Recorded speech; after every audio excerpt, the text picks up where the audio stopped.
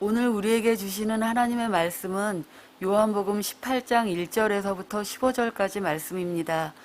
예수께서 이 말씀을 하시고 제자들과 함께 기드론 시대 건너편으로 나가시니 그곳에 동산이 있는데 제자들과 함께 들어가시니라.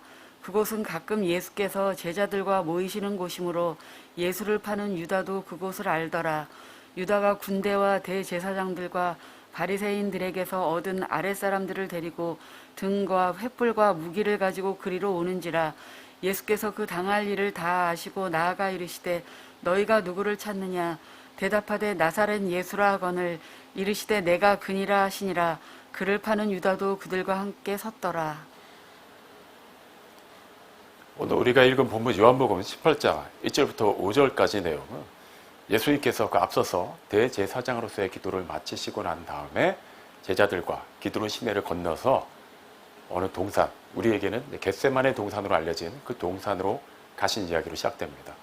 그리고 곧장 그 예전 제자였던 가룟 유다의 배반을 당하시고 붙잡히시는 내용이 이어지죠. 요한복음의 기록대로라면 그렇게 예수님의 기도와 붙잡히시는 내용이 연속적으로 이어지지만 공간복음을 참고하면은 그 사이엔 예수님의 고뇌가 깊이 스며져 있는 것을 우리는 잘 알고 있습니다. 그 내용을 다시 한번 정리해 보겠습니다. 예수님께서 이제 다락방 강화를 마치시고 또 이렇게 기도하시고 또 제자들과 함께 겟세마네 동산으로 가셨어요.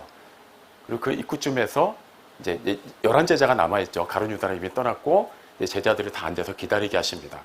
그리고 그 중에서 베드로와 야고보, 요한 이 세 명만을 데리고 조금 더 깊이 들어가세요. 예수님께서 그곳에서 기도하시기 전에 그들에게 말씀하시죠. 마태복음 26장 38절에 보면 그때 예수님의 말씀이 참으로 절절하게 기록이 되어 있습니다.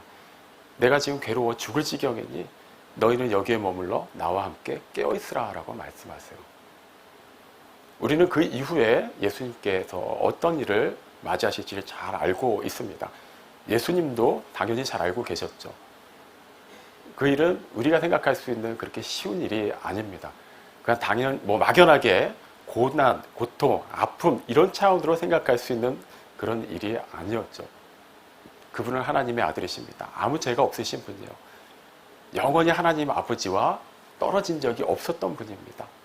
그런데 이제는 아무 죄가 없으신 그분이 세상의 모든 죄를 짊어지시고 하나님께서 주시는 그 진노의 잔을 받으셔야만 해요. 영원 전부터 늘 사랑으로 서로 봐왔던 아버지와 아들 사이가 그 순간부터는 완전하게 단절이 될 겁니다. 예수님으로서도 하나님의 아들이시지만 그 순간은 참으로 견뎌내기가 힘든 시간이었어요. 그리고 특히 사람의 몸을 입고 계셨기 때문에 감정적으로나 육체적으로나 그 고난에 대한 그런 여러 가지 심적인 부담도 적지는 않았겠죠. 자, 그런 분위기에서 제자들에게 깨어있으라고 말씀하신 것을 살펴보면 우린 자칫 또 쉽게 판단할 수가 있어요. 예수님도 사람이시니까 막상 십자가에 달려 고난받으시고 돌아가실 것을 생각하시고 두려우신 나머지 그래도 총회하는 제자들이 함께 좀 깨어있고 좀 위로가 되길 바라고 함께 기도로 힘을 보태주기를 바라셨던 거라고 생각할 수도 있어요. 물론 그분은 우리와 똑같은 사람이셨기 때문에 그러한 감정이 전혀 없었다라고 말할 수는 없을 것입니다. 하지만 예수님께서 그렇게 말씀하신 데는 굉장히 깊은 의미가 담겨 있습니다. 예수님께서는 그동안 제자들과 함께 하시면서 주로 어떤 모습을 보여주셨을까요? 우리가 복음서를 살펴보면 예수님의 그 공생의 기간 동안에 일어났던 일들은 굉장히 거칠 것이 없습니다. 두려움이 없어요. 예수님께서는 때로는 엄하기도 하셨지만 굉장히 긍휼히 여기시는 마음으로 많은 어려운 사람들을 도와주셨죠. 엄하실 때도 그냥 성격 자체가 괴팍해서 그런 게 아니지 않습니까? 예, 분명히 잘못된 거에 대해서 하나님의 아들로서 그것을 바로잡아 주실 때는 따끔하게 혼을 내기도 하셨어요. 또 그 외에는 또 어떠셨나요? 때로는 울기도 하셨죠. 피곤해하기도 하셨고 배고픔을 느끼기도 하셨고 목마르다고 호소하기도 하셨어요. 당신 스스로가 가난한 거에 대해서 솔직하게 인정을 하셨습니다.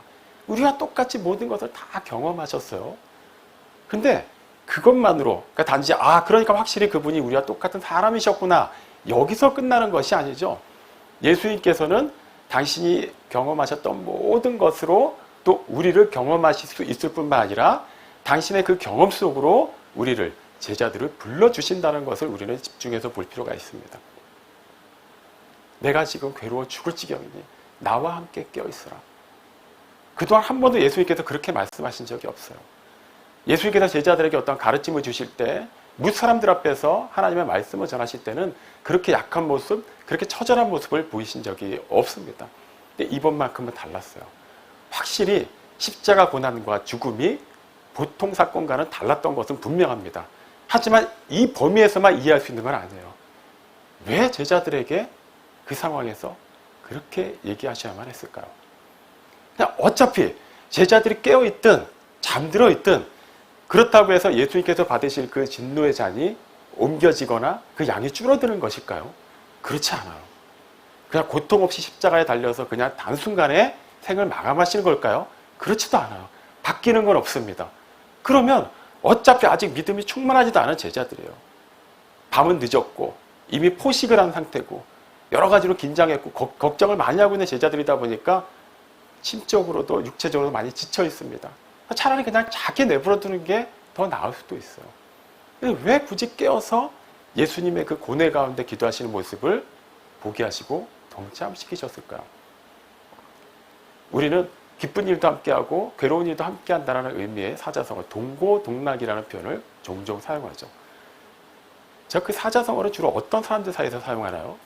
모르는 사람들, 원수지간에 그런 표현을 사용합니까? 그렇지 않죠.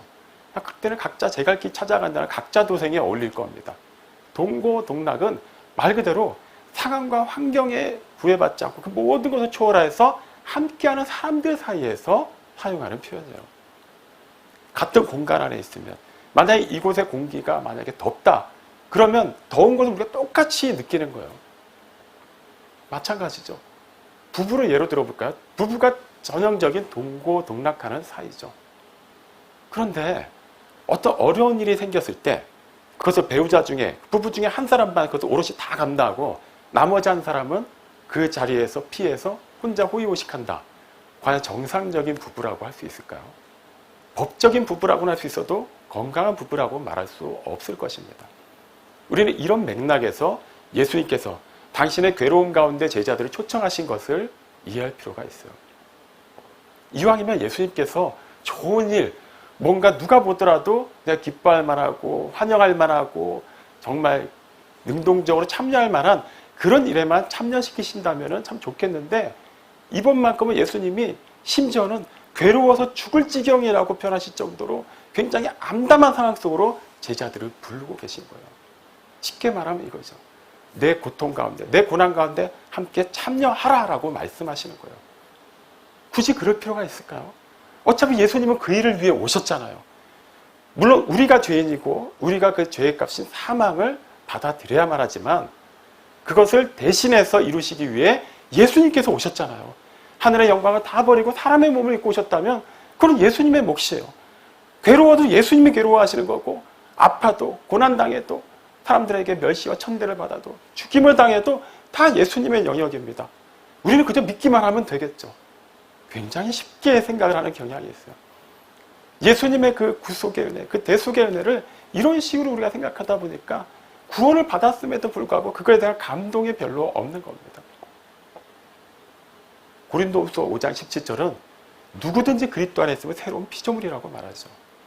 새로운 피조물, 다시 말해서 거듭난 사람, 영원한 죽음이 아니라 영원한 생명 가운데 옮겨진 사람은 전제 조건이 딱 하나만 충족되면 된다는 거예요. 그리스도 안에 있으면.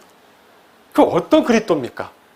그러니까 이미 우리의 죄를 다 사하시고 우리의 죄값을 다 치르시고 부활하시고 영원히 살아계신 영광스러운 그리스도 안에만 있으면 되는 것일까요? 그 이전의 일, 즉 하늘의 영광을 다 포기하시고 내려오셔서 사람들에게 외면받으시고 버림받으시고 미움받으시고 고난당하시고 죽임당하신 그 사건만큼은 우리와 전혀 별개의 동떨어진 역사적 사건으로 끝나는 것일까요? 결코 그렇지 않습니다. 그리스도 안에 있는 사람은 말 그대로 그리스도께서 이 세상에서 겪으셔야 했고 견뎌내셔야 했던 모든 것에 동참하는 사람을 얘기해요. 우리 입장에서는 의문부호가 붙을 수 있어요.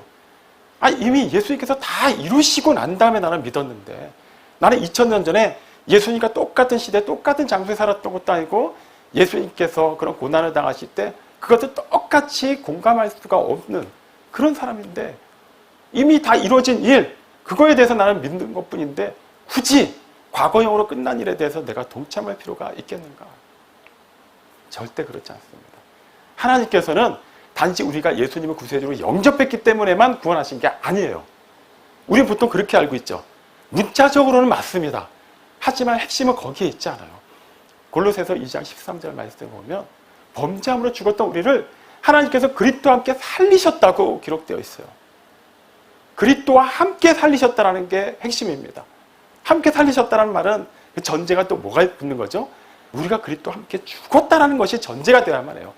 예수님은 예수님대로 십자가 달려서 돌아가셨고, 나는 이미 죄로 죽었었는데, 전혀 별개의 사건들인데, 그냥 내가 예수님을 구세주로 믿습니다라고 하는 순간 자연스럽게 예수님께서 이루신 그 대속의 은혜가 나에게 다 임했다라는 게 아니라, 나 또한 예수님과 함께 십자가에 달려 못 박혔기 때문에 이 세상에 대해서, 이 공중권세 잡은 자, 이 세상의 어두운 세력들, 죄로 가득한 이 세상에 대해서 살았던 내가 이 세상에 대해서 예수님과 함께 죽었기 때문에 그 죄값이 온전히 치러지게 됐다라는 거예요.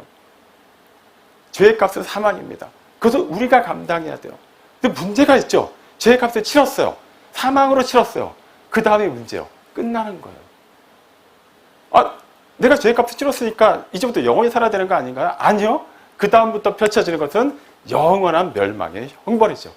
한 번 죽는 것은 사람에게 누구에게나 다 겪어야만 되는 일이에요. 우린 누구나 다 죽습니다. 하지만 그 이후가 문제인 거예요. 그 이후에는 영원한 시간이 펼쳐지는데 단 두 개의 길밖에 놓여있지 않습니다. 영원한 죽음이냐, 영원한 생명이냐요. 어차피 우리는 죽어요. 죽었으니까 그 다음에는 뭐 어쨌거나 되겠지. 아니요. 이제는 돌이킬 수 없는 영원한 멸망의 형벌로 빠지게 되어 있어요. 하지만 하나님의 아들이신 예수 그리스도께서는 그 죽음을 이기시고 부활하셨죠. 영원히 살아계십니다. 그분과 함께 하기 때문에, 그분과 함께 죽고 그분과 함께 살아났기 때문에 우리는 그분 편에서 영원한 생명에 속하게 된 것입니다. 이런 맥락에서 이해해야만 해요. 예수께서 산상수훈을 통해서 말씀하실 때 마태복음 7장 22절에서 너무나도 유명한 말씀하셨죠. 주여 주여 하는 자마다 다 천국에 들어가는 것이 아니다. 하늘에 계신 내 아버지의 뜻대로 행하는 자라야 천국에 들어갈 것이다 라고 말씀하셨어요. 그죠? 내가 교회 오래 다녔으니까 통성기도할 때 열심히 주님의 이름을 부르니까 그동안 교회 다니면서 나름 열심히 공적을 쌓은 게 있으니까 나는 이것으로 이미 구원받은 게 맞고, 그리고 이것만으로도 나는 또 그만큼 상급이 쌓였다라고 생각한다면 그거는 완전히 잘못됐다라는 거예요. 주여 주여 하는 자가 다 천국에 가는 게 아니에요. 하나님 아버지의 뜻대로 행하는 자라야 천국에 갑니다. 그러니까 하나님 아버지의 뜻이 무엇일까요? 요한복음 6장 40절에 예수님이 말씀하셨죠. 내 아버지의 뜻은 아들을 믿는 자마다 영생을 얻는 것이다. 아들을 믿는 자마다 영생을 얻는 거예요. 이걸 너무나도 우리는 그동안 쉽게 생각해 왔어요. 예수님을 나의 구세주로 믿습니다. 나의 주님으로, 나의 그리스도로 믿습니다. 아멘. 나는 구원받았습니다. 이제 나는 영원한 생명에 보장됐으니 이제부터는 이 세상에서 어떻게 살아도 나는 죽었다 깨어나도 천국에 갑니다 라고 보편적으로도 생각해 왔죠. 그래서 예수님께서 너의 믿음이 작은 겨자씨만큼만 있어도 이 산을 명하여서 저기로 옮겨지라면 그렇게 옮겨질 거라고 말씀하셨어요. 근데 실제 그런 정도의, 물론 그런 초자연적인 일이 꼭 일어났느냐 안 일어나느냐가 핵심이 되어서는 안 되겠죠. 정말 우리에게 그 작은 믿음, 그냥 이만한 믿음이 아니어도 돼요. 그 보잘것없어 보이는 믿음 하나만 있어도 하나님께서는 그 믿음을 통해서 놀라운 일을 행하신다고 하는데 과연 어떻습니까? 작은 믿음이라고 말할 수도 없는, 정말 굉장히 큰 그리고 많은 퍼센티지의 그리스도인들이 이 세상에 존재합니다. 굳이 몇 퍼센트 있는가는 지금은 중요하지 않은 것 같아요. 그게 1%여도 그거는 중요하지 않습니다. 100%여도 중요하지 않아요. 과연 우리가 그리스도인이 맞다면, 하나님을 정말 신실하게 믿는다면, 하나님 아버지의 뜻대로 살고 있다면 정말 하나님 아버지의 뜻이 우리 통해서 이 세상에서 드러나야만 하지 않을까요? 그런데 그렇게 많은 교회들이 있고 많은 목회자들이 설교를 하고 수많은 사람들이 자신을 가리켜 그리스도인이라고 공공연하게 고백하는데도 불구하고 왜 이 세상은 그리스도인들 통해서 하나님을 발견하지 못하는 것일까요? 문제가 있는 거죠. 하나님의 문제이시거나 그리스도인이 문제 있거나 둘 중에 하나겠죠. 하나님은 완전하신 분이에요. 전능하신 분이에요. 실수가 없으십니다. 그분에게는 문제가 있을 수 없어요. 그렇다면 우리에게서 원인을 찾아야만 해요. 나는 분명히 하나님 아버지라 부르는 사람인데 예수님의 이름으로 기도하고 예수님을 구세주로 영접했는데 그건 뭐가 문제일까? 어차피 세상이 하나님의 뜻대로 움직이지 않으니까, 하나님의 뜻에서 어긋나 버렸으니까 이 왜곡된 세상 속에서는 그냥 나에 대해서 그렇게 부정적인 시각이 있고 나를 미워하고 나는 어쩔 수 없이 이 세상에서 영향을 못 끼치더라도 이건 세상 자체가 그릇된 거니까 어쩔 수 없다라고 그렇게 변명할 수 있을까요? 절대 그렇지 않습니다. 우리가 정말 하나님의 아들을 믿고 있느냐라는 부분에서 다시 한번 우리는 질문을 던져봐야만 해요. 아들을 믿는다는 것은 단순하게 우리가 입술로만 신하는 걸 얘기하는 게 아니죠. 그분이 정말 나의 주님이요 그리스도이심을 고백하는 겁니다. 이 고백이 궁극적으로 무슨 의미를 가지고 있나요? 네, 그분이 나의 주님이심을 고백한 그대로 살아내는 거예요. 그분이 나의 그리스도이심을 믿는 그대로 그분의 통치를 따라 사는 겁니다. 예전 시대 노예들, 종들은 주인이 말하면 죽으라고 하면 죽는 신용이라도 해야만 했어요. 그게 주인과 노예의 관계예요. 주인님이라고 부르는 어떤 대상이 나에게 무슨 말을 하든 나는 그대로 해야만 됐다는 거예요. 그걸 그대로 우리에게 적용해 보시기 바랍니다. 나에게 적용해 보기 바랍니다. 어떤가요? 우리 지금까지 수도 없이 하나님의 말씀을 읽었고 묵상했고 설교로 들어왔죠. 그때마다 하나님께서 우리에게 주신 그 감동, 그 명령, 그 따뜻한 사랑의 말씀들이 있습니다. 얼마나 우리는 신실하게 그 말씀을 따랐습니까? 그분이 우리의 그리스도시라고 고백하면서 그분을 정말 우리의 왕으로 인정하고 우리의 제사장이요 선지자로서 인정했습니까? 정말 그분이 하나님과 우리 사이의 중재자이심을 알고 우리의 모든 허물을 다 그분 앞에 나와서 가지고 나와서 그것을 내려놓고 우리의 수고하고 무거운 짐 자체를 그대로 내려놓고 그분이 주시는 그 멍에를 메고 기꺼이 주어진 삶을 살아냈나요? 그분의 통치를 따라서 그분이 세우신 그 왕국에서 내가 왕이 되려고 하지 않고 철저하게 완전하고 실수가 없고 변하지 않는 그분의 통치만을 따라서 삶을 살아내고 있었습니까? 정말 그랬다면 그 다음은 하나님께서 일하시는 거예요. 그 다음 결과에 대해서는 우리는 가타부타 따질 필요가 없습니다. 정말 하나님의 통치가 이것이고 하나님께서 주신 말씀이 이것이라면 그것이 맞다면 우리 그대로 따르기만 하면 되는 거예요. 예수님께서 당신의 그 괴로움 속으로 우리를 참여시키시는 거지. 그냥 왜 하필이면 좋은 일에만 부르시고 괴로운 걸 본인이 좀 알아서 하시지 왜 굳이 우리가 그런 것까지 참여해야만 할까? 아니라는 거예요. 예수님께서 지금 그래도 명색이 너희가 그리스도인데 너희가 내 제자인데 내가 이렇게 괴로워하고 그것도 다 너희 때문에 이렇게 괴로워하는데 그래도 좀 의리가 있다면 좀 참여해야 되지 않겠냐? 지금 그 말씀하시는 게 아니죠. 이미 앞서서 요한복음 15장에서 포도나무와 가지의 비유를 여러 표현으로 바꿔서 표현하셨어요. 포도나무와 가지, 예, 그 양분과 수분을 함께 공유하죠. 좋은 것만 공유하나요? 그렇지 않아요. 만약에 병충해가 일어나면, 태풍이 몰려오면 나무만 그걸 감당하나요? 그렇지 않죠. 가지도 똑같이 감당하는 거예요. 하지만 그 나무, 그 포도나무는 영원히 살아계시는 하나님의 아들, 우리 주 예수 그리스도이시기 때문에 우리 또한 그분 곁에 함께한다면 그분과 하나가 되어서 상호 내주하는 관계 가운데 있다면 어떤 어려움이 있더라도 문제가 되지 않는다는 거예요. 예수님께서 포도나무와 가지의 비유로 말씀하시는 핵심은 예수님과 제자들 그리고 예수님과 우리 모든 그리스도인들이 운명 공동체라는 것을 알려주시는 거예요. 명색이 포도나무 가지인데 포도 좀 많이 맺어라 이 얘기를 하고 계시는 게 아니란 말이죠. 우리가 얼마나 헌금을 하지? 얼마나 교회를 열심히 나와야 되지? 한 몇 명쯤 전도를 해야 되지? 이제 그게 핵심이 되어서가 아니라 우리를 부르신 그곳에서 그것이 교회일 수도 있고 가정일 수도 있고 일터일 수도 있고 무사람들 사이에서 모든 만남일 수도 있어요. 그 상황 속에서 우리 안에 계시는 주님이 그분의 빛이 그분의 사랑이 그분의 생명이 우리 통해서 드러나게 하라는 거예요. 그분이 우리에게 이미 그런 능력을 주셨기 때문에 하나님께서 우리에게 어떤 것을 명령하실 때는 그냥 밑도 끝도 없이 우리의 믿음을 시험하시기 위해서 없는 것을 있게 만드시고 뭐 어떻게든 쥐어짜가지고 있는 척이라도 하면 그 믿음을 보시고 복을 주시려고 하는 게 아니에요. 이미 모든 것은 다 채워주셨어요. 우리는 그 은혜에 의하여 믿음으로 말미암아 구원을 받았습니다. 이미 우리는 은혜 안에 거하는 자들이에요. 마치 병이 걸려 있으면, 몸이 아프면은 하나님께서 은혜를 내려주셔서 이 병을 좀 낫게 해주십시오. 지금 재정적으로 어려운 가운데 있으면 하나님 좀 복을 주셔서 좀 이 가난에서 벗어나고 나도 좀 넉넉하게 사람도 구제하고 헌금할 수 있게 도와주십시오. 마치 우리가 생각하는 어떤 어려운 상황 자체를 하나님과 굉장히 분리가 되어 있는 상황에서 일어나는 일이라고 생각하는 경향이 있어요. 하나님께서 은혜를 주셔야만, 하나님께서 특별하게 임해 주셔야만 내가 바라는 어떤 좋은 일이 일어난다고 착각을 하기도 하죠. 하지만 이미 하나님은 우리 안에 계십니다. 그리고 우리를 초월해서 역사하고 계시죠. 예레미야 23장 24절을 보면 하늘 위, 땅 아래, 바다 어디를 보더라도 하나님은 다 거기 계신다고 말하고 있습니다. 하나님은 어디든지 계시는데 그럼 우리가 하나님 계시는 곳을 찾아가야만 할까요? 아니에요. 사도행전 17장 27절이 분명히 말합니다. 하나님께서는 모든 사람에게 가까이 하신다고 말이죠. 하나님께서 먼저 우리에게 다가오셨어요. 하나님께서 먼저 우리에게 손을 내밀어 주셨고 우리를 먼저 품어 주셨습니다. 아예 고린도전서 3장 16절은 못을 박아서 얘기하죠. 하나님께서 우리 각 사람을, 이 믿음의 공동체를 당신의 집, 곧 성전으로 삼아서 그 안에, 우리 안에 거하신다고 말하고 있습니다. 하나님은 어디에나 계세요. 이 교회 예배당 안에뿐만 아니라 우리가 속해 있는 모든 환경과 공간 속에 계십니다. 모든 시간 속에 함께하고 계시죠.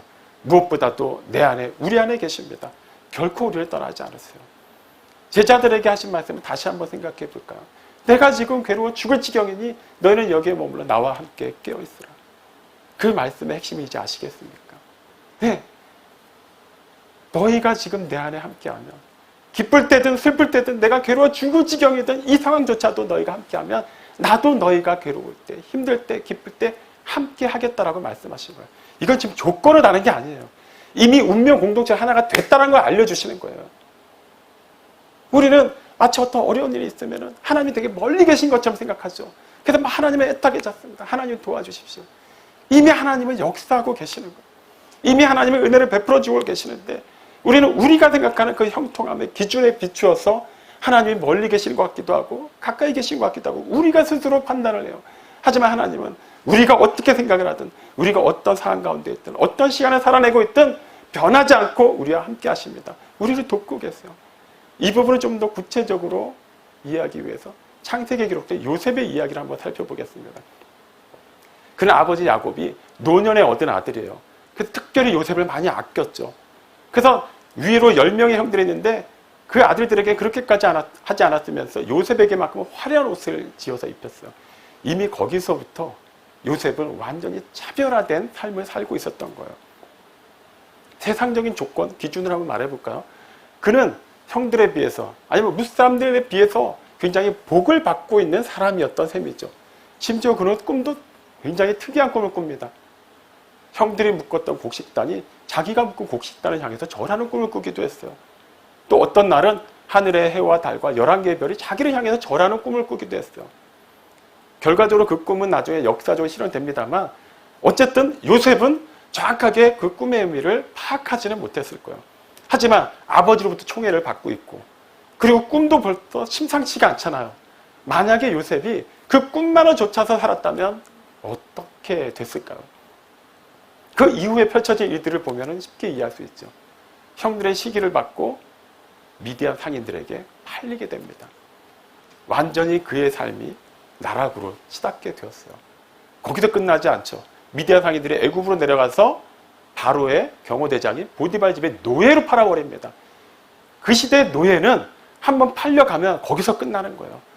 그 주인 집에서 죽을 때까지 뭐 봉사를 하다가 죽던지 아니면 다른 집에 팔려 나가던지 그게 보편적인 노예의 운명이었어요.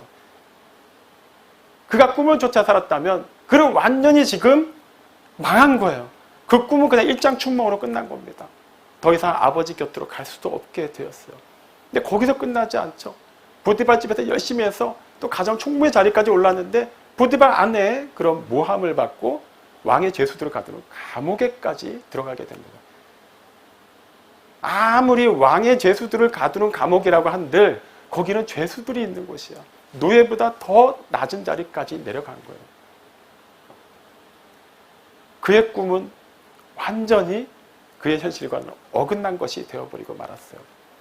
그런데 요셉이 보디발의 집에서 노예로 생활할 때, 그리고 감옥에서 또 죄수로 생활할 때의 기록을 남긴 창세기 39장에 보면 39장 2절과 22절에 각각 하나님께서 요셉과 함께 하셨다고 기록이 되어 있어요.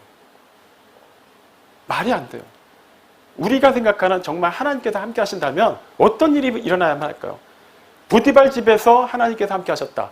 그러면은 그는 어떻게든 보디발의 신임을 얻고 또 어떻게든 보디발이 그를 좀 풀어주고 그가 다시 아버지 집으로 가는 뭐 그런 일이 일어나야만 하나님께서 함께 하시는 것에 대한 어떤 결과적으로 우리가 좀 기대할 만한 일 아닐까요? 근데 그냥 가정 총무 정도 올라간 거 외에는 달라진 게 없어요. 그래봤자 노예예요. 감옥에서 살펴보죠. 즉 거기서 하나님께서 함께 하셨다면 어떤 일이 일어나야만 정상적일까요? 네, 어떻게든 거기서도 신임을 얻고 뭔가 좀 이렇게 유력자들의 또 눈에 띄어서 그가 억울하게 보디발 아내의 그런 모함을 받아서 감옥에 오게 됐다는 게 알려지고 그의 신분이 다시 회복되는 것, 그게 우리가 생각하는 하나님께서 함께 하시기 때문에 일어나야만 하는 일 아닐까요? 근데 거기서도 달라진 건 없어요. 다만 그 간수장에게 신임을 얻어서 그 감옥 내에서 일어나는 온갖 일들을 처리하는 어느 정도 수준까지 올라갔지만 그래봤자 죄수예요. 우리가 보편적으로 생각하는 형통함의 기준에서 보면 그는 전혀 형통하지 못한 삶을 살고 있었어요. 요셉이 애굽의 노예로 팔려갔던 나이가 17살이었습니다. 후에 애굽의 총리가 되죠. 그때 나이가 30살이었어요. 무려 13년 동안을 그는 노예와 죄수로 살아야만 했어요. 하나님께서 함께 하시는데도 불구하고 그의 신분은 그의 억울함은 해소가 되지 않았어요. 심지어 창세기 39장의 마지막 결론이라 할 수 있는 23절에 보면 여호와께서 그와 함께 하시고 그를 형통케 하셨다라고 기록됐어요. 형통케 하셨는데 그게 뭐죠? 우리 입장에서는 이해가 되지 않아요. 하나님께서 함께 하시는데 왜 그에게 그런 고난이 13년에 걸쳐서 이루어져야만 했을까? 하지만 성경이 말하는 내용은 우리의 생각과는 전혀 다릅니다. 시편 105편 17절에 보면 하나님께서 요셉을 애굽으로 보내셨다고 기록됐어요. 우리가 그냥 문자적으로만 보면 요셉은 형들의 그 시기 때문에 미디안 상인에게 팔렸고 미디안 상인들에 의해서 노예로 팔렸고 또 보디발의 아내의 모함을 받아서 억울하게 죄수가 되었다고 생각을 하지만 이 일련의 모든 과정을 하나님께서 하셨다는 거예요. 하나님께서 그를 그곳에 보내셨다는 거예요. 미디안 상인들을 만나게 하셨고 보디발의 집에 팔리게 하셨고 심지어는 감옥에도 가게 하셨다는 거예요. 아니 어떻게 하나님께서 요셉이 크게 잘못한 게 있나요? 그렇지도 않잖아요. 왜 그렇게까지 하셔야만 했을까요? 여기서 보내셨다라고 번역된 히브리어 샬라흐라는 단어는 그냥 일반적으로 누구를 어디로 보냈다라는 그런 개념, 그런 의미만이 아니라 또 구원의 손길을 보내다, 대리자로 보내다라는 의미를 가지고 있어요. 하나님께서는 그냥 요셉을 그냥 한번 고생 좀 해봐라. 그리고 때가 되면 그 고생한 거에 대해서 내가 뭔가 보상을 해줄게. 이런 의미로 보내신 게 아니라는 거예요. 그를 대리자로, 당신의 대리자로 구원의 손길로 보내셨어요. 우리는 그 이후에 어떻게 역사가 진행되는지를 잘 알고 있죠. 요셉이 애굽의 총리가 되었기 때문에 후에 그 일대 기근으로 모두 어려워할 때 야곱의 그 후손들, 이스라엘 자손들이 다 애굽에 와서 살게 되었죠. 그리고 애굽에서 그들은 많은 민족을 이루게 되었습니다. 그리고 하나님께서 정하신 그 약속의 땅으로 들어갈 수 있게 되었어요. 요셉의 그 있었던 모든 일들은 하나님의 그 구속사를 이루는 데 필요한 발판으로 하나님께서 삼아주셨다는 거예요. 우리가 볼 때 표면적으로 그런 굉장히 괴로운 삶을 살았고 억울한 삶을 살았고 생각하기도 싫은 그런 끔찍한 삶을 사는 것 같지만 그 상황 속에서도 하나님께서 그와 함께 하시면서 그를 도우셨기 때문에 그를 통해서 그런 놀라운 일이 일어날 수 있었다는 거예요. 하나님께서 그와 함께 하셨다. 이것이 바로 포도나무와 가지의 비유의 맥락에서 이해하면 무슨 의미가 되겠습니까? 하나님께서만 요셉에게 함께 하셨다는 게 아니라 요셉도 하나님과 함께 했다는 거예요. 비록 노예이지만, 비록 죄수이지만 그럼에도 불구하고 그는 그 형통함의 기준으로 자신이 꿨던 그 꿈을 가지고서 그것만을 추구하지 않았어요. 꿈을 주신 하나님과의 관계에 집중했어요. 그렇기 때문에 그가 하나님과 함께하는 사람으로서 하나님께서 맡기신 일, 하나님께서 보내신 그곳에서 해야 될 그 일을 충실하게 했기 때문에 하나님께서 그런 그를 통해서 크고 놀라운 일을 행하신 것이죠. 예수님께서 제자들에게 당신의 괴로움으로 부르신 것도 그런 의미입니다. 예수님께서 행하신 모든 일에 우리 또한 같이 동참함으로 말미암아 우리가 예수님께서 이루신 그 일에 같은 참여자가 되었다라는 거예요. 우리 입장에서 쉽게 이해가 되지 않아요. 이거 하나님의 신비입니다. 은혜라고밖에 표현할 수가 없어요. 아니 실제 내가 죽은 게 아닌데, 나는 죽어 마땅하지만 내가 죽은 게 아닌데 어떻게 내 죄가 용서함을 받을 수가 있지?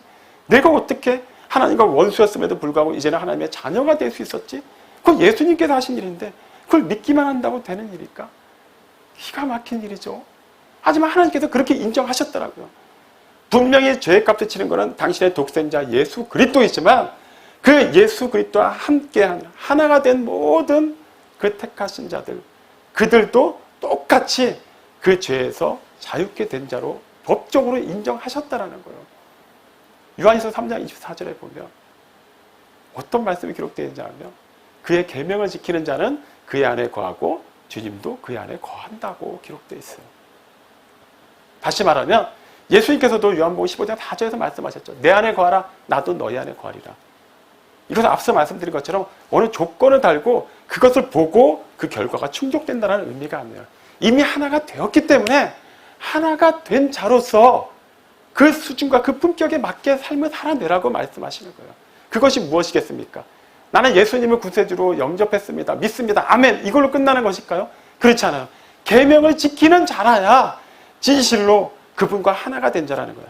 계명을 지키면 그제서야 하나가 된다는 것이 아니라 하나가 되었기 때문에 우리는 그분의 계명을 기꺼이 지킬 수 있다는 거예요. 너무 힘들어도 못 지키겠는데요. 굳이 그렇게까지 할 필요가 있을까요? 해야만 합니다. 그렇게 해야만 해요. 우리는 그렇게 될 수밖에 없는 운명적으로 모든 것이 바뀌었기 때문이에요. 예전에 영국으로 들어갈 때 어떻게 이렇게 옆쪽에 앉은 분이라 어떻게 좀 이렇게 친하게 돼서 한참 동안 얘기를 하면서 간 적이 있어요. 남자분이고 이렇게 사업을 하시는 분이었습니다. 한국 분이었어요. 그리고 이제 런던 공항에 내려서 같이 이렇게 걸어가는데 입국 심사대에서 그분과 저의 방향이 달라지는 겁니다. 저는 외국인이기 때문에 외국인 심사대로 가는데 그분은 영국인들이 가는 길로 가는 거예요. 왜 그랬을까요? 네, 그분은 영국 시민권자였기 때문이에요. 저랑 똑같이 한국말하고 실제 외모도 한국 사람이었어요. 한국에서 태어난 분이에요. 하지만 그분의 신분은 바뀌었어요. 한국인이 아니라 영국인입니다. 그러니까 영국인이 가는 그 길로 그냥 가는 거예요. 그때만큼은 저와 그분의 길은 달라져야만 했어요. 마찬가지예요. 우리는 이미 하나님의 자녀로 완전히 신분이 바뀌었습니다. 그렇기 때문에 하나님의 자녀답게 살아야만 하는 거예요. 하나님의 자녀답게 살지 않는다고 해서 무슨 지옥 가는 건 아니니까 뭐 그렇게 안 살아도 되지 않을까요? 아니요.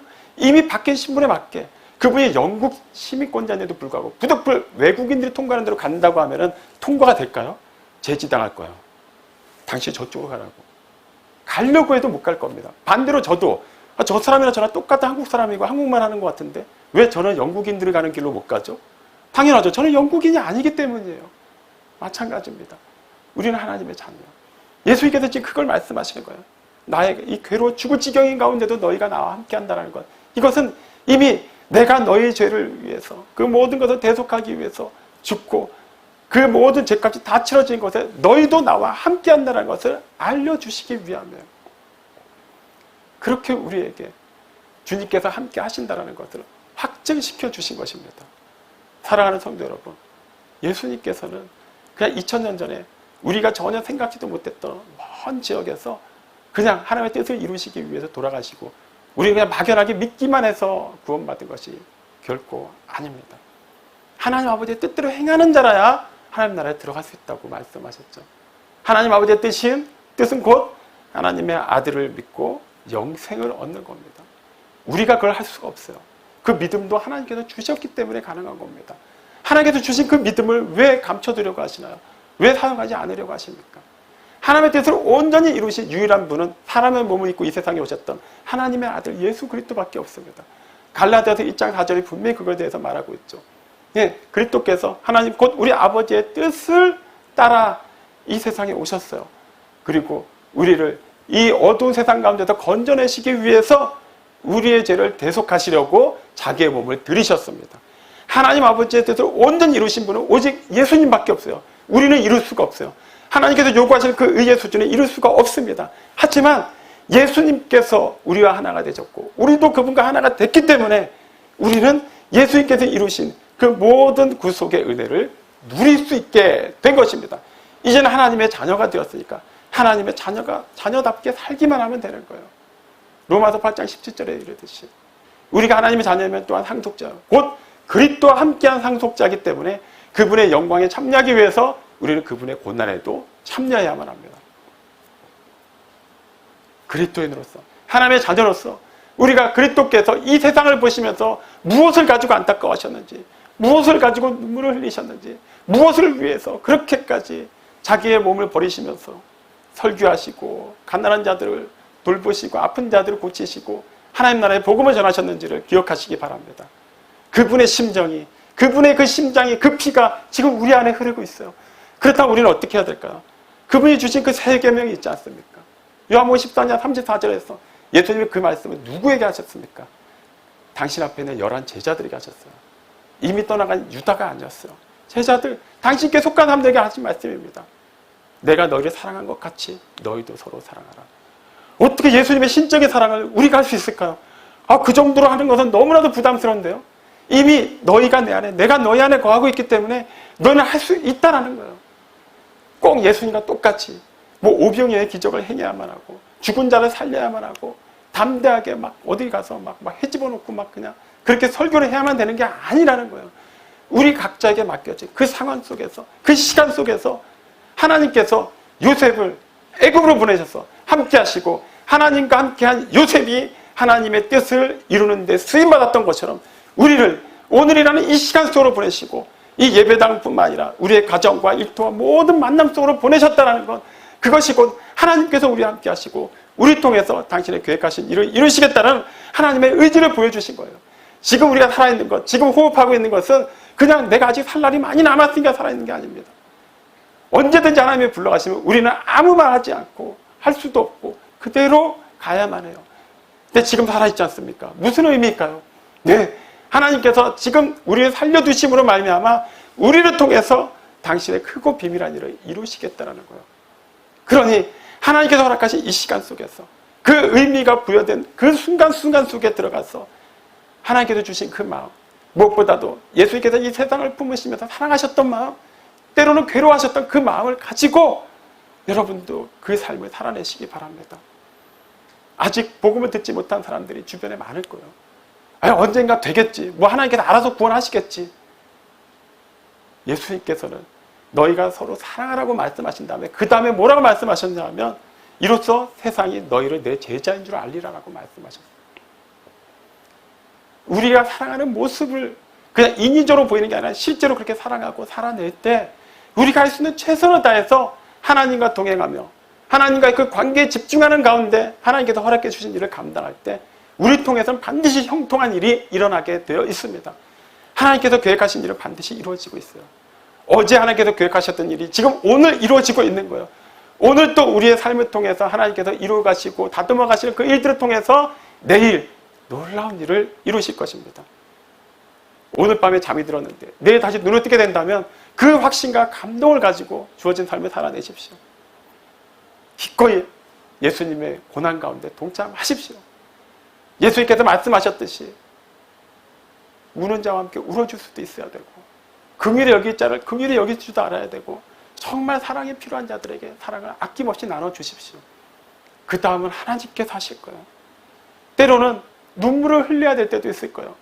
오히려 억울한 일을 당하기도 하고 세상에서 손해를 보기도 할 것입니다. 하지만 그래도 우리는 씨를 뿌려야만 해요. 이미 우리는 승리하였고 그 영원한 결과를 알기 때문에 반드시 기뻐하며 그 곡식단을 거두게 될 것입니다. 예수님께서 다락방 강화를 마치시면서 요한복음 16장 33절에서 제자들에게 하신 말씀을 마지막으로 다시 전해드립니다. 세상에서 너희가 환난을 당하라. 담대하라. 내가 세상을 이기었노라. 무슨 말인가요? 예수님께서 이기셨고 우리는 어떻게든 우리도 예수님 따라서 이겨야 된다는 게 아니에요. 이미 이기신 그분 편에 속해 있다면, 그분과 하나가 되어 있다면 우리도 이겼다라는 거예요.